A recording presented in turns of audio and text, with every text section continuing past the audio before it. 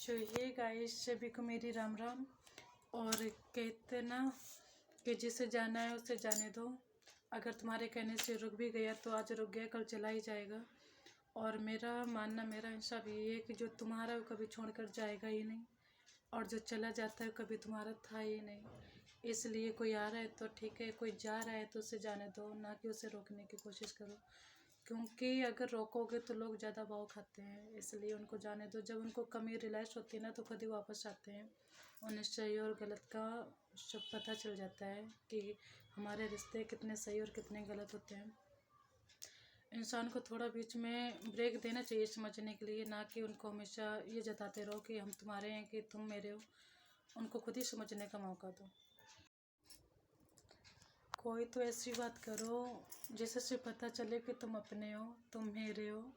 और इग्नोर करने में और बिजी रहने में बहुत ज़्यादा फ़र्क होता है। कुछ लोग होते ना कि शुरुआत में इतने अच्छे से पेश आते हैं, तुम्हारे पास नहीं टाइम होगा फिर भी वो इतना तुमको बातों में उलझा के रखेंगे कि तुमको टाइम निकालना ही पड़ता है। वही लोग कुछ दिनों बाद ऐसे होते हैं कि तुम अगर उनसे बात भी करना चाहो ना, अगर उनसे कुछ काम भी बोलना चाहो तो ऐसे झूठे झूठे तरीके, ऐसे झूठे झूठे बहाने मारते हैं कि मेरे पास अभी टाइम नहीं है। इसीलिए रिश्तों की और लोगों की ज़्यादा से ज़्यादा क्वालिटी को पहचानो, और हर किसी के सामने नहीं बोलना चाहिए।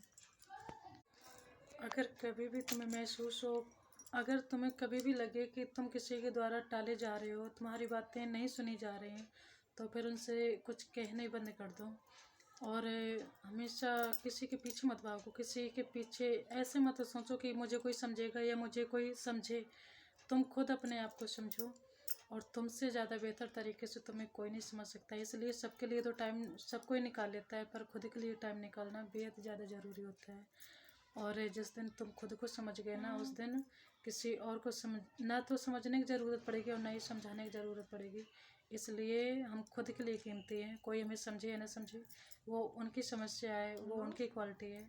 इसलिए हम अपने आप को समझें, ये हमारा एक व्यक्तित्व है। ये हम अपने आप को समझें तो हम बहुत कुछ कर सकते हैं।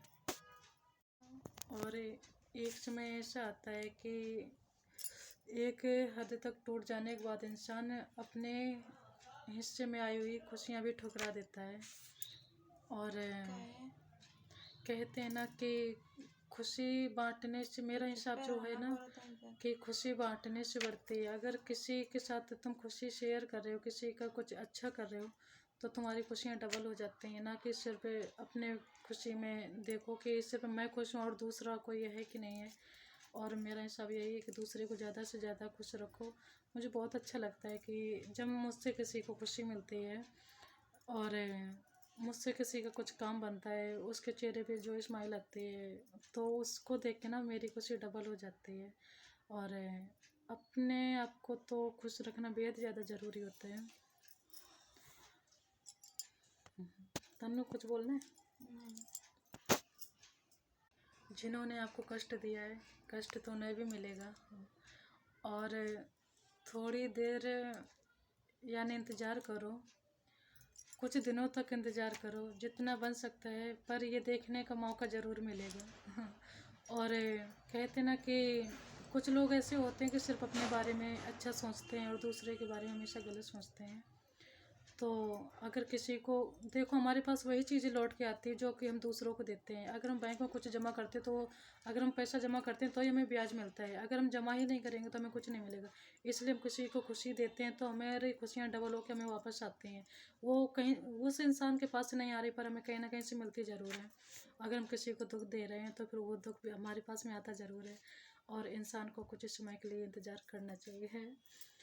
और वक्त है, सबका निकल जाता है, हमेशा एक जैसा नहीं बना रहता है। इसलिए थोड़ा टाइम दो, सब कुछ देखने को मिलता है। ठीक है, अच्छा मैं वीडियो